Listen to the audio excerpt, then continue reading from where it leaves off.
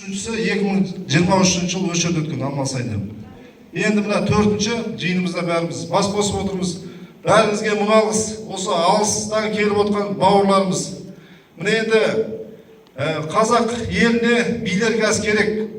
Қазақ қоғамын өзгертетін билер.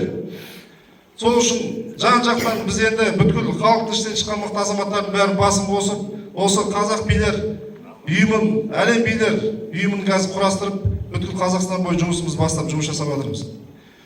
Мына енді 16 күні өздеріңіз кеше куәгер болдыңыздар. Жиделде өтті, жиделде бүткіл қазақтың билері жиналатын жер болады. Ол жерде билердің институты болады.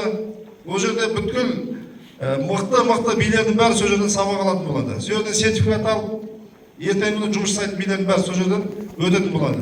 Ол жерде 23 атаның таңбасы тұрады, хан тағы тұрады, Шыңғысханның мемориалы болады. Ол жерде гостиницалар, ресторандар, емдейтін көптеген жерлер ол жерде Болат бауырымыз бастап, сол жердің бәрін басқарып отыр. Кеше біз бұрыннан бері жалғасып келе жатқан Қазақстан бойы боз бие сойдық. Індеттен сақтасын, жаманшылықтан сақтасын деп бүткіл Қазақстан бойы сойылып, осы Алматы қаласында алдында боз бие сойған. Енді сол бүткіл Қазақстанның боз биелерінің бәрін киесін сол 16 күні біз боз айғырмен сол жерде точкасын қойдық. Үлкен іс-шара болды, бәріңіз куәгер болдыңыздар.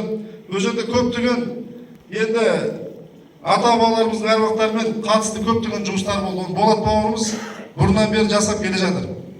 Сол құрметті бауырлар, енді бүгін 17 қыркүйек ашылуымен бәріңізді құттықтаймын. Қазір біраз азаматтар сөздерін алып жүргізеді, мен қысқаша айтып шығайын, өзімді таныстырып шығайын. Өзім 1975 жылғы Райымбек ауданы Сарыбастау ауылында туып өстім. Текес ауылында өсіп 1975 жылы 82 жылы мектепке барып, 92-де мектеп бітіріп, 92-ден бері Алматы қаласында тұрып жатырмын, жеке кәсіпкермін. Саяси жолға осында алаш-ағамдар деген қозғалысты құрып, Қазақстан бойы халықтың мәселесін шешіп, көптеген мәселе шешіп, біраз мәселелер шешіп халықтың алдында көрдік. Енді өзім осы саяси жолға келе жатып, осы қазақ қоғамын жақсы жаққа өзгертетін осы билер ұйымы екенін түсініп, осы билердің ұйымынан осы 3 жыл бойы шапқылап жүріп жатырмыз. Көптеген бауырларымыз қасымызда. Сол ана жылы басында Алматы қаласының бас биі болып сайландым. Алматы қаласының бас биі болып жүріп, осы жерде көптеген іс-әрекеттер жасадық. Біз енді өкімет саласымен тікелей жұмыс жасауымыз керек, халықпен тікелей жұмыс жасауымыз керек. Көптеген митингтерде болып, бұл жерде митингтердің дұрыс өтуіне жаңа қадағалап жүрдік. Көптеген бауырларымызды қаматпай, біраз бауырларымыздың санасын, өмірлік жолын өзгертіп, дұрыс көзқараста қарауын жаңағы қадағалап қарап жүрміз. Көптеген ұлтаралық қақтығыстарда қарап жүрміз қазір. Алматымыз, Қазақстанымызда ұлтаралық қақтығыс болмау керек. Көптеген ұлттар тұрады, сол ұлттардың бәрі біз бейбіт, бақытты өмір сүруіміз керек. Осы жылы жаңағы Алматы қаласында 23 жылы Алматының қазақтың бас биі болып сайланғаннан кейін біздің ең бірінші жасаған шарамыз Астанада жоғарғы соттың адамдары шақырды. Ол жерде біз 6 сағат сөйлесіп, осы қазақтың билері ертеңгі күні сот жүйесіне араласатын болып келісіп кеттік.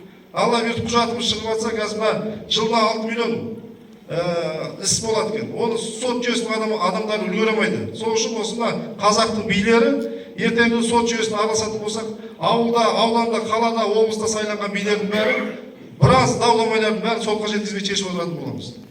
Ертеңгі күні мына қазақтың билері болған кезде қазақта түрмелер болмаған. Түрмелер қазір толы, сол түрмелердің санын азайтуымыз керек. Төбелесіп қалған жігіттер көп отыр. Неше түрлі кішігірім жаңа қылмыстармен толып отқан жігіттерді біз бітімгершілікке келтіріп, сотқа жеткізбей, сондай бауырларымызды түрмеден, жаман өмірден аман алып қалуымыз керек. Сол сияқты қазақтың билері болған кезде қазақта жетім жесірлер болмаған. Біздің қазір аналар тобы бар, аналар тобы сол жаңағы қыздар мен әйел аналарымызбен жұмыс жасайды. Ажырасып жатқан отбасыларын қосып, және де қазақтың қызы қандай болу керек екенін соны көрсету керек. Сол жаңа біздің жеті ұйымның біреу сөзі аналар ұйымы, сол аналар ұйымы сол қыздарымызбен жұмыс жасайтын болады. Айтады ғой, ұлттық ұлттың десе қызын көрді дейді. Қазақтың ұлттың байлығы ол қыздарымыз. Қыздарымыз басқа ұлтқа күйеуге шықпас үшін, қыздарымыз етегін тартып дұрыс жүру үшін осы біз аналар тобы сонымен айналысатын болады, мектептен бастап. Сонымен қоса бізде қазір мына 7 ұйым құрып отырмыз. 7 ұйым, бірінші ұйымымыз бізде идеология ұйымында бізде тарихшылар, ғалымдар, мықты азаматтар отырады да біз мына білім министрімен жаңағы келісіп, ертеңгі күні мына мектептерде студенттермен, балалармен жаңағы біз идеология несін жиналысын өткізіп отыратын боламыз. Қазір осы бүгін идеология ұйымын басқаратын азаматтарды біз таңдауымыз керек. Екінші аналар ұйымы бізде қыздармен жұмыс жасайтын ұйым, екінші ұйым. Үшінші ұйым бізде спорт саласы, қазақтың спортын дамыту үшін.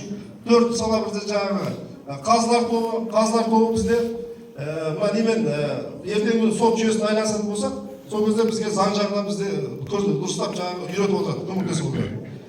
Бесінші саламыз бізде жаңағы қаржыгерлер, өзіміз кәсіпкерлер бәрі бірігіп, өзіміздің қаржымыз болу керек, ешкімге алақан жаймауымыз керек. Бүткіл жасап жатқан билердің іс-шараларын бәрі жаңағы қаржыгерлер тобы бізді көмектесіп отыру керек. Сонымен бізде жаңағы зергерлер, қолөнершілер тобы болады, қолөнершілер тобында ол жерде бүткіл Қазақстанның сондай азаматтар бірігіп, қазақтың салт дәстүрін жасап жатқан киімдеріміз, шапандарымыз, соның бәрі сол қолөнершілер сонымен айланысатын болады. Және де жетінші үйімізде қазақ әлем билер алқасы болады. Ол жерде бүткіл әлемнің біз сайлаған, әр республикадан сайлаған билеріміз ертеңгі сол бүткіл республика бойы әрқайсы мемлекетте сайланған билер арқылы қазақтың басын біріктіретін боламыз.